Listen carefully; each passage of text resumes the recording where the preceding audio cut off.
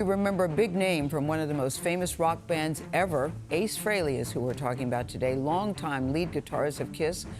Unfortunately, died yesterday after a recent fall at his home. He was 74 years old.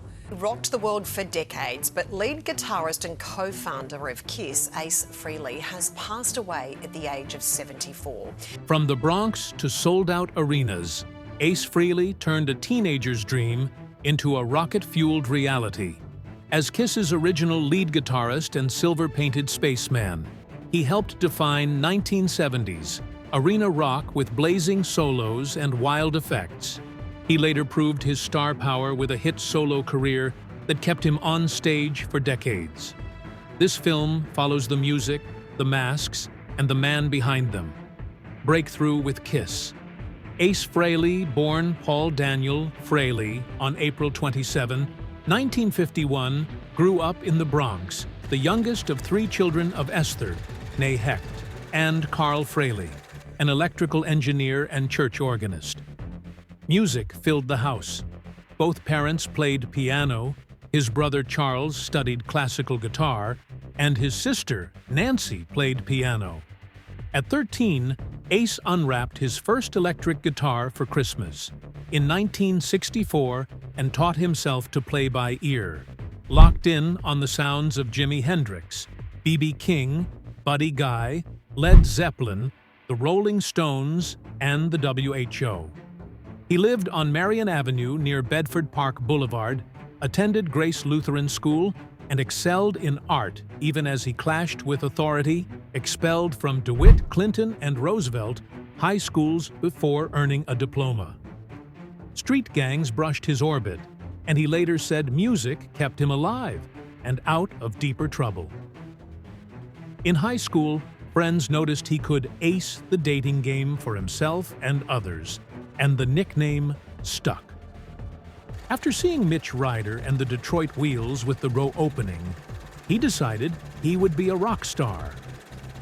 In early 1973, Ace auditioned in New York for a new band forming around Gene Simmons and Paul Stanley, who had just hired drummer Peter Criss.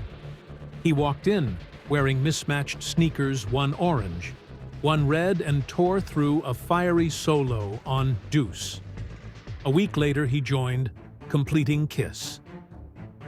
Drawing on his graphic skills, Ace sketched the bold lightning bolt logo, later refined within the band, a mark that became one of rock's most recognizable symbols. He built his Spaceman persona from a love of science fiction, computers, and the space race. On stage, he turned concerts into spectacle. A jetpack liftoff, a smoking Les Paul, rockets and fireworks, and the sense that anything could ignite. Kiss's 1974 debut included Ace's Cold Gin, though Gene sang lead because Ace was still hesitant with the mic. On Hotter Than Hell, 1974, he wrote Parasite and Strange Ways, again handing off vocals. He eased into singing on Dressed to Kill, 1975, co-writing and delivering the intro to Rock Bottom. With Destroyer, 1976, and Rock and Roll Over, 1976, he came into his own, connected to songs like King of the Nighttime World, Hooligan, and Tomorrow and Tonight, and then delivered a signature lead vocal with Shock Me on Love Gun, 1977, sparked by a real on-stage electrical jolt. Fans loved watching the Spaceman power up mid-solo, as the Les Paul seemed to crackle in his hands. Solo career and later projects. In 1978, each Kiss member released a solo album. Ace's self-titled LP was the standout, going platinum and sending his cover of New York Groove into the top 20. Playing many instruments himself, including drums and bass on some cuts, he proved he could thrive beyond the band.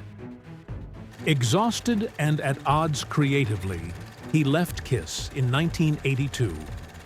After a break, he returned with Frehley's Comet in 1984. The group's 1987 debut delivered a melodic rock sound and the single Into the Night, which hit the Billboard Hot 100. Second sighting, 1988, followed featuring We Got Your Rock, and in 1989, he released Trouble Walkin', his first album credited simply to Ace Frehley, with radio favorites like Stranger in a Strange Land and the title track. The 1990s brought touring and new music amid recurring health and money struggles. In 1995 to 96, he briefly reunited with Gene, Paul, and Peter, then rejoined the classic lineup for the blockbuster Kiss Alive/Worldwide Reunion Tour in 1996 to 97. Ace refreshed his stage effects and stepped back into the Spaceman role, reviving his career and reminding audiences how central his guitar voice was to Kiss's roar.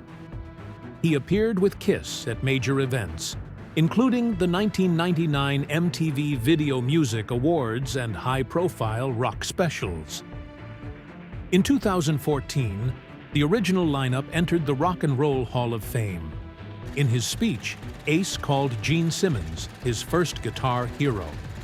Ace kept releasing solo work into the 2000s and 2010 S Anomaly, 2009, Space Invader, 2014, and kept tinkering with tones, songs, and collaborators.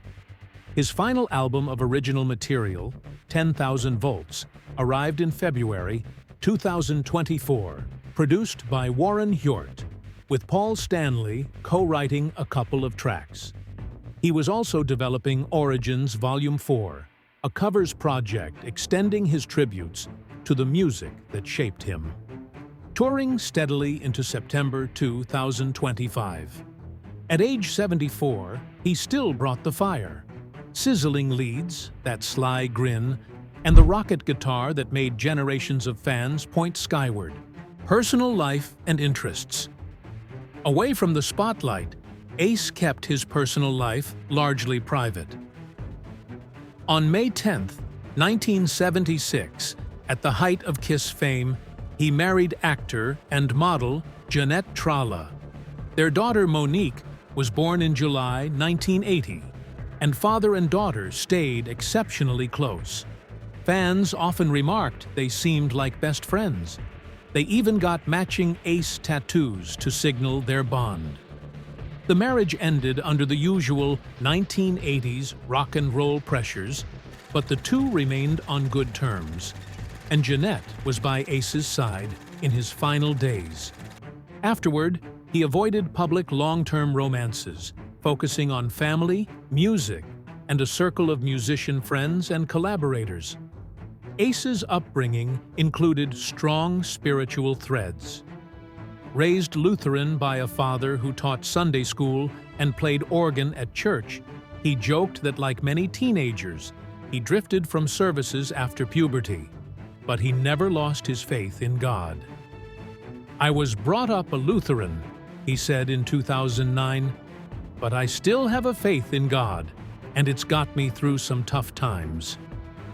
In January 2024, he posted New Year's resolutions about getting closer to God and practicing self-care, a late career turned toward positivity that many fans welcomed. Final days and farewell. In late September 2025, Ace fell in his New York home studio. The injury seemed minor at first. On September 25, he told fans he was fine, but would cancel a show the next day on doctor's orders. On October 6th, he canceled the rest of his tour, citing ongoing medical issues. Doctors had discovered a brain bleed caused by the fall. Placed on life support, he remained in critical condition and, on October 16, 2025, passed away peacefully at age 74 in Morristown, New Jersey, surrounded by loved ones. Money was never the constant many assumed it would be for a founding member of one of rock's biggest bands. At the time of his passing, his net worth was estimated around $1 million. He had known boom and bust cycles. In 2013, he lost a large home in Yorktown, New York, to foreclosure after missed mortgage payments. Earlier, he had owned a 6,400 square foot Connecticut mansion with 5 bedrooms, 7 baths, and an underground studio, later a well-known Airbnb. Even so, in his final years, Ace lived comfortably and returned again and again to what mattered most to him: making music, connecting with fans, and feeding the creative spark that had chased him since that first Christmas guitar. From mismatched sneakers at a life-changing audition to a Hall of Fame induction and late-period albums, his arc never stopped curving toward the next sound, the next show, the next flash of light. The Spaceman didn't just play the part, he expanded what a rock guitarist could be: technician, showman, and true believer in the power of a great song blasted into the night. Thanks for watching. Don't forget to subscribe to Epoch Dive for more amazing documentaries.